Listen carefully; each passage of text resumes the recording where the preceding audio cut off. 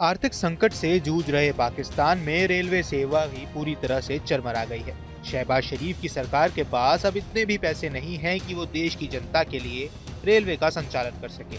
दिलचस्प बात यह है कि नकदी की कमी का सामना कर रहे पाकिस्तान को उसके सदाबहार दोस्त चीन ने भी इस बार धोखा दे दिया है। दरअसल अपनी रेल को फिर से पटरी पर लाने के लिए पाकिस्तान सरकार ने चीन से रेलवे बोगी मंगवाई थी, जिनकी कुल कीमत 14 करोड़ 90 लाख डॉलर थी।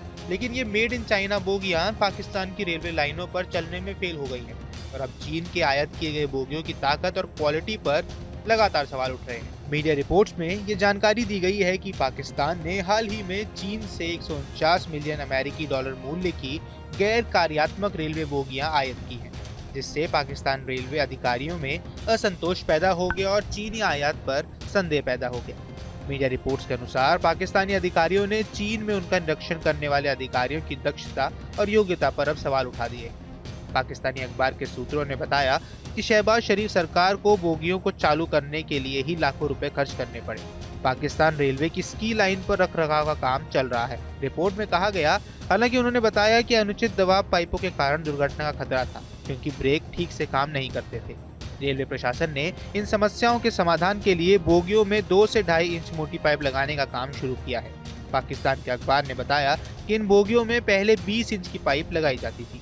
वहीं रेलवे प्रशासन ने इन समस्याओं के समाधान के लिए बोगियों में 2 से 2.5 इंच पतले पाइप लगाने का काम शुरू कर दिया है। पाकिस्तान के अखबार ने कहा कि इन बोगियों में पहले 20 इंच का पाइप लगाया जाता था। पाकिस्तान के chief mechanical engineer Mohammad Haseeb ने कहा, बोगियों को तकनीकी रूप से फिट किया जा रहा है। रिपोर्ट में यहाँ तक कहा गया है कि चीन की यात्रा पर गए करीब 90 अधिकारियों को टाडा के तहत प्रतिदिन 100 अमेरिकी डॉलर मिलते हैं।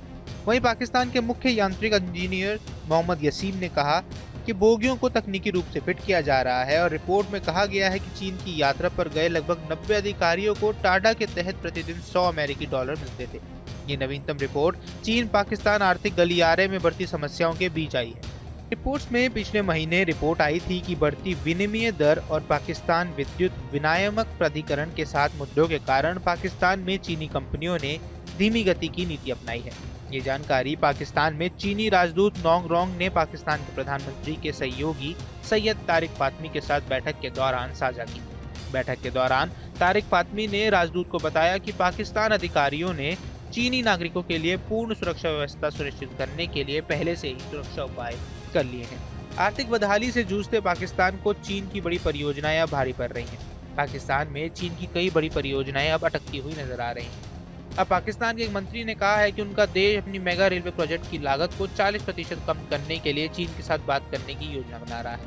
उनका कहना है कि पाकिस्तान इस प्रोजेक्ट में लगने वाले इतने अधिक चीनी लोन को नहीं चुका पाएगा और इसलिए प्रोजेक्ट की लागत को कम करने के लिए चीन से बातचीत की जाएगी। न्यूज नेशन अब व्हाट्सएप पर खबरों के ताजा अपडेट के लिए न्यूज नेशन के इस क्यूआर कोड को स्कैन करें।